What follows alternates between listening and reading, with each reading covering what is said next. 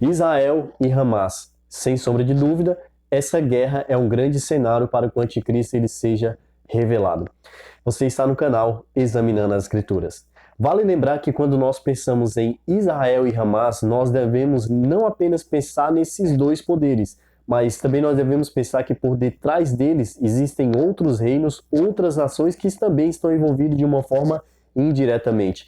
Por detrás de Hamas existe um apoio do Irã, e ao lado de Israel existem os Estados Unidos da América, o Reino Unido, a Alemanha, a Itália e a França. Vale destacar também que os Estados Unidos da América, o Reino Unido e a Alemanha estão apoiando também um outro reino que está em guerra, nesse caso, o reino da Ucrânia. A Ucrânia está em guerra contra a Rússia. Por outro lado, a Rússia tem o apoio da Venezuela, da Cuba e da poderosa China. Então nós podemos ver que esses 4 países que estão em guerras, de uma forma literal, de uma forma física, entre esses 4, por detrás deles, de uma forma indireta, existem outros países, outras nações que estão envolvidos.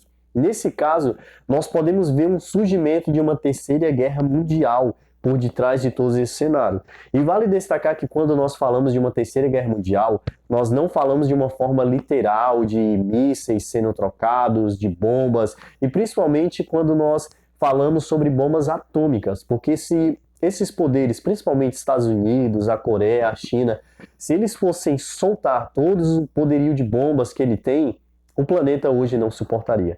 E é claro que Deus não permitiria que isso viesse a acontecer, porque é necessário que outras profecias bíblicas também ainda se cumpram. Entre elas, o levantamento do anticristo. E nesse caso, quando nós falamos nessa pessoa, nesse ser, nesse sistema do anticristo, muitas pessoas têm se levantado para dizer quem é o anticristo. E vale destacar que no passado distante, no passado recente, até mesmo no presente, as pessoas têm levantado algumas pessoas como sendo o anticristo. Até mesmo o Bolsonaro aqui no Brasil já foi falado que ele tinha todas as características do anticristo.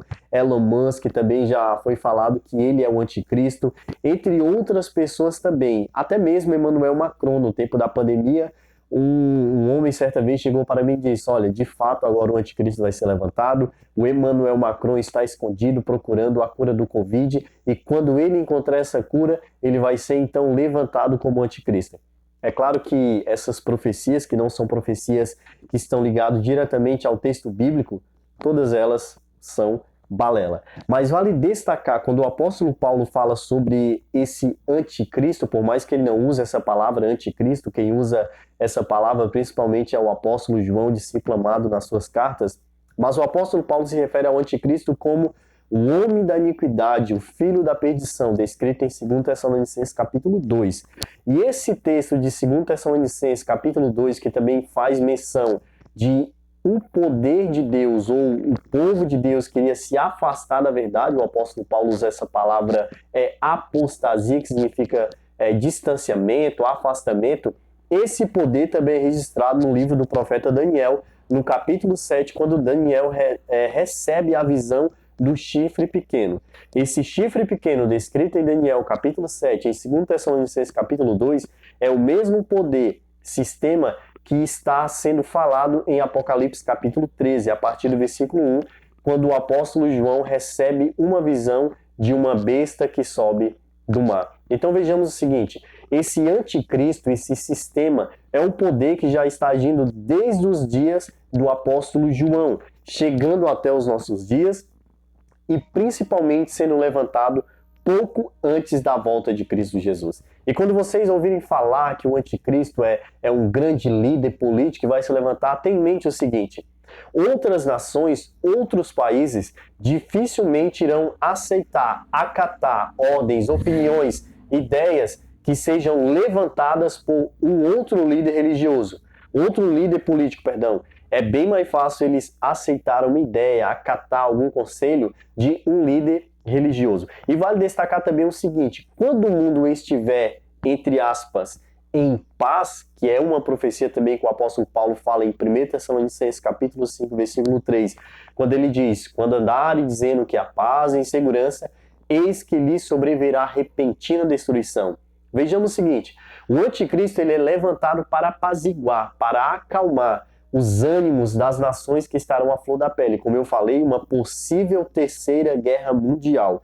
Então, quando o anticristo for levantado para apaziguar, para acalmar, para trazer uma paz, uma segurança, uma tranquilidade, este homem, este sistema, ele fará com que todo mundo se tranquilize.